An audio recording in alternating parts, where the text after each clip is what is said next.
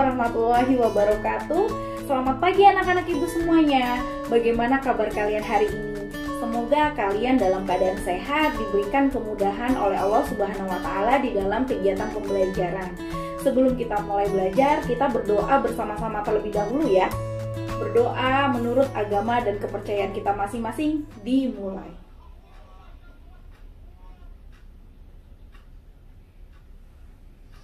Berdoa selesai.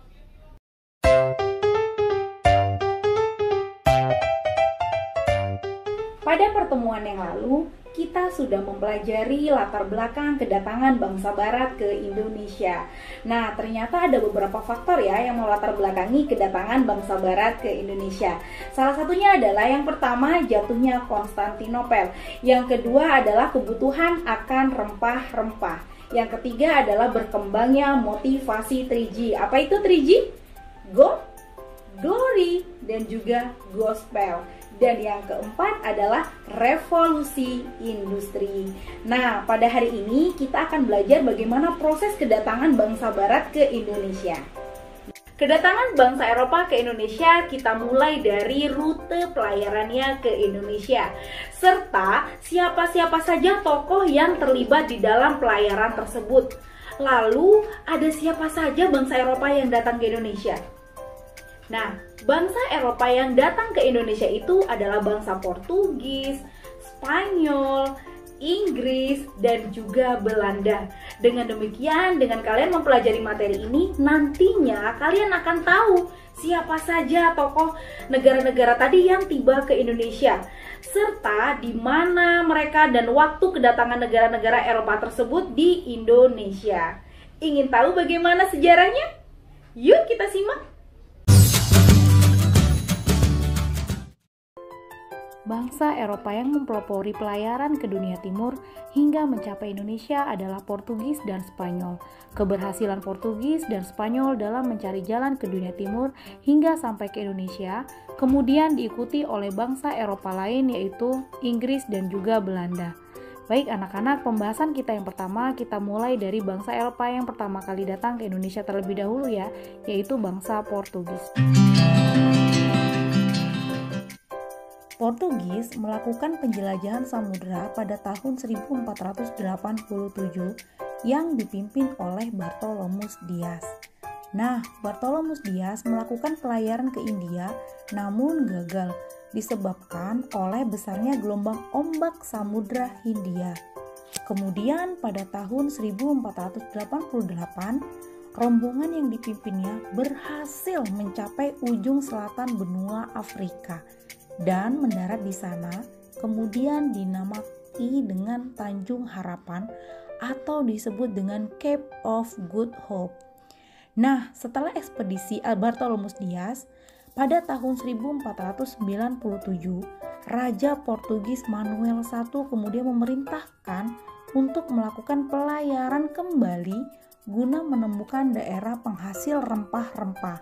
Sama dengan halnya rute yang dilewati oleh Bartolomeus Dias, pelayaran ini dipimpin oleh Vasco da Gama.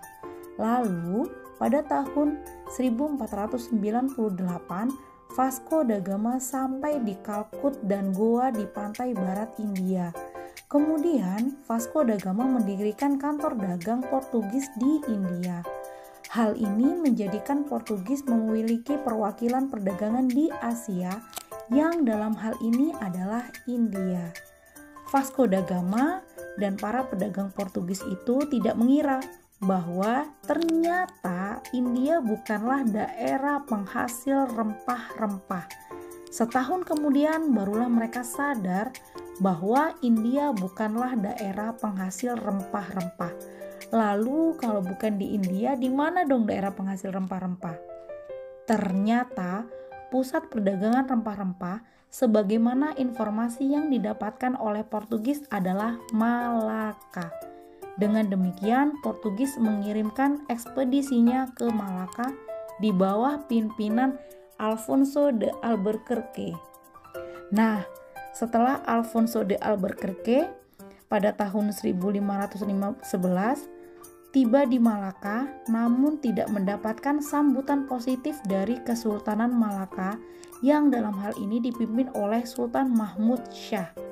Karena adanya sambutan negatif, maka Alfonso de Albuquerque melakukan penyerangan ke Malaka hingga pada akhirnya berhasil menaklukkan Malaka pada tahun 1511. Setelah berhasil menguasai pusat perdagangan rempah-rempah di Malaka, Alfonso de Albuquerque tahun 1512 mengirimkan utusan ke Indonesia. Nah, utusan ke Indonesia ini dilakukan Portugis untuk menjalin komunikasi perdagangan dengan kerajaan-kerajaan di Indonesia, dan pada akhirnya upaya ini mengalami keberhasilan karena Portugis akhirnya berhasil menjalin komunikasi perdagangan dengan kerajaan Pajajaran di Jawa Barat dan Kesultanan Ternate di Maluku.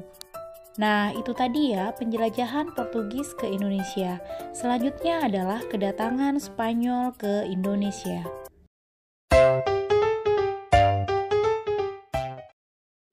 Penjelajahan samudra bangsa Spanyol mengambil rute yang berbeda dengan Portugis. Spanyol berusaha menemukan rute yang baru menuju dunia timur dengan berlayar ke arah barat menyeberangi Samudra Atlantik. Nah, cara itu pertama kali diterapkan oleh Christopher Columbus pada tahun 1492.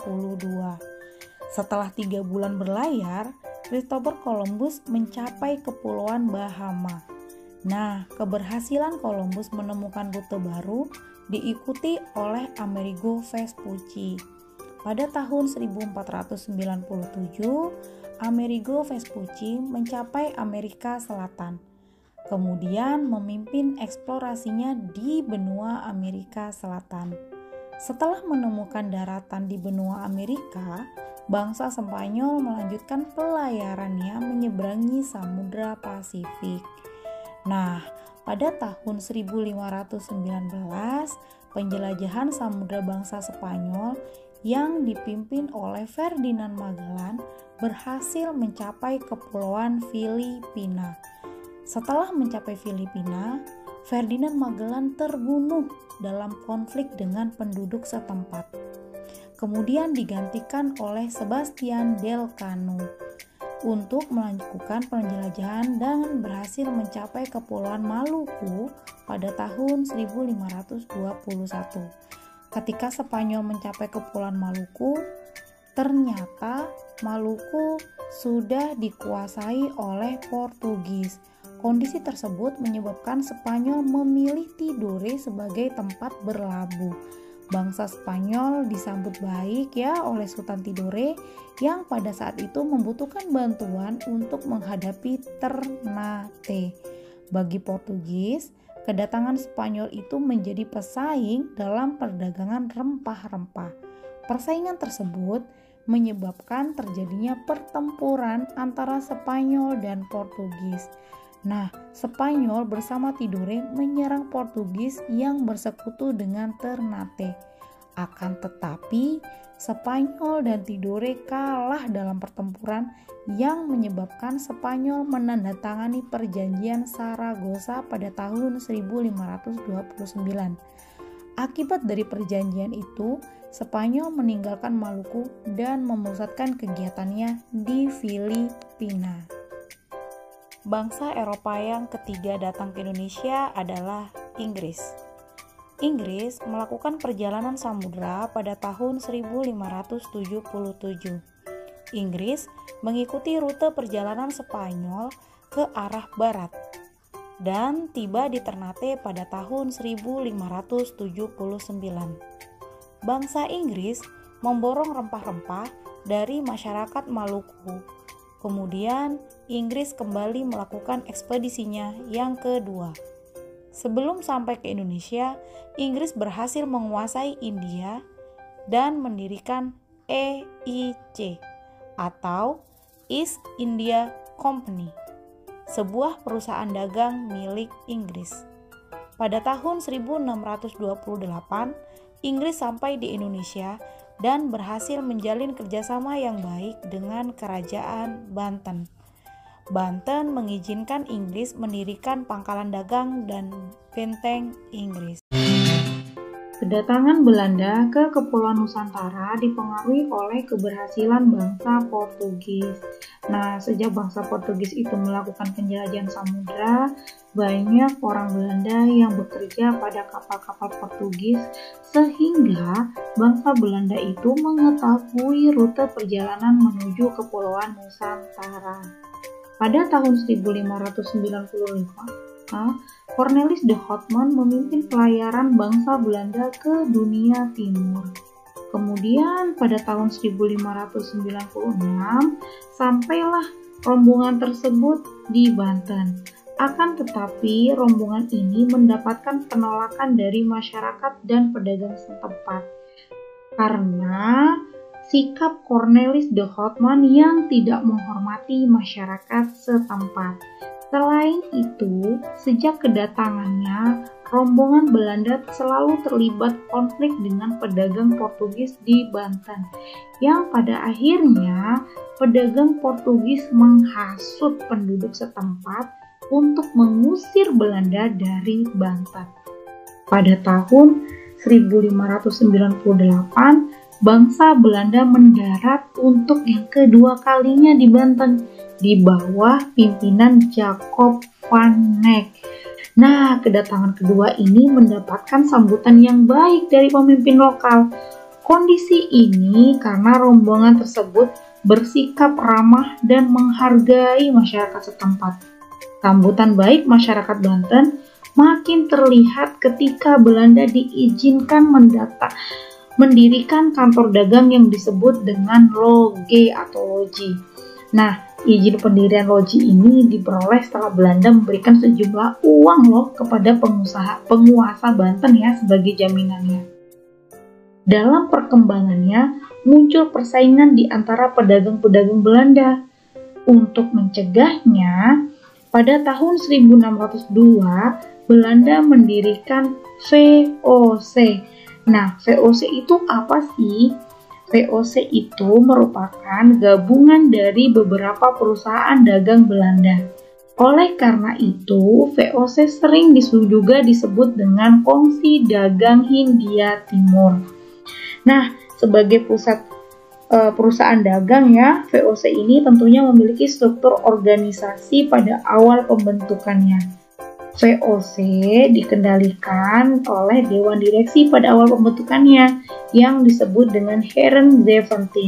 Kemudian gubernur VOC yang pertama itu adalah Pieter Both. Nah, Pieter Both ini membangun pusat kekuasaannya di Jawa karena letaknya yang sangat strategis.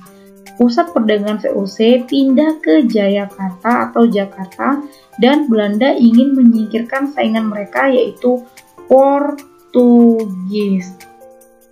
Lalu Pangeran Jayawikarta selaku penguasa di wilayah Banten memberikan izin kepada VOC untuk mendirikan kantor dagang di Jayakarta. Akan tetapi Pangeran Jayawikarta juga memberikan izin kepada sekutu dagang Inggris yaitu EIC, yang pada akhirnya Belanda tidak menyukai kebijakan tersebut. Nah, pada tahun 1615, Jan Pieter Coen atau J.P. Coen selaku Gubernur Jenderal VOC yang baru membujuk ya penguasa kerajaan Banten tersebut untuk memecat Pangeran Jayawikarta. Ia juga memohon kepada kerajaan Banten agar izin kantor EIC itu dicabut. Nah, pada tanggal 31 Mei 1619, keinginan VOC dikabulkan oleh Raja Banten. Kebijakan Raja Banten yang mengabulkan keinginan VOC menjadi awal lahirnya kolonialisme VOC dan Belanda pada masa berikutnya. VOC kemudian leluasa melakukan kegiatannya karena diberi kelonggaran oleh penguasa Banten.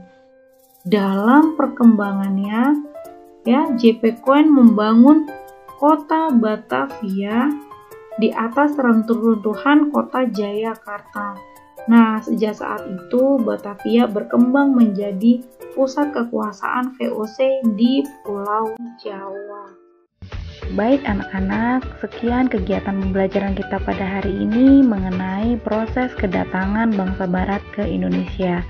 Selanjutnya silakan kalian kerjakan soal di aplikasi Google Classroom dan kalian bisa melihat passwordnya yang ada di bawah ini.